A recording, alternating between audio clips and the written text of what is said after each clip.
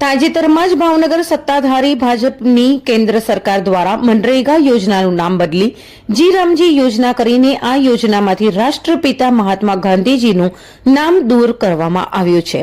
આ મામલે સમગ્ર દેશમાં તેના ઘેરા પડઘા પડ્યા છે.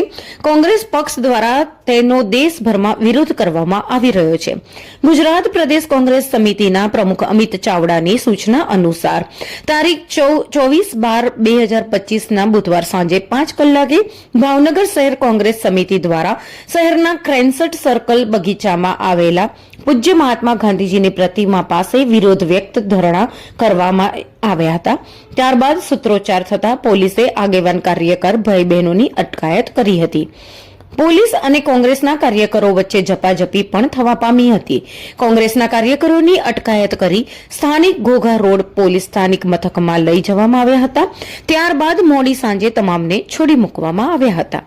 મહાત્મા ગાંધી રાષ્ટ્રીય ગ્રામીણ રોજગાર બાંહેધરી યોજનામાંથી મહાત્મા ગાંધીનું નામ દૂર કરવાની કેન્દ્ર સરકારની કાર્યવાહી સામે કોંગ્રેસે ભારે વિરોધ વ્યક્ત કર્યો હતો અને ભાવનગર ખાતે દેખાવો યોજ્યા હતા. કોંગ્રેસના આગેવાનોએ જણાવ્યું હતું કે ભાજપ મનરેગા કાયદાને નબળો પાડવાનો પ્રયાસ કરી રહ્યો છે. તે કોંગ્રેસ પક્ષ કોઈ પણ સંજોગોમાં સાંખી લેશે નહીં. દેશભરમાં તેનો વિરોધ નોંધાશે.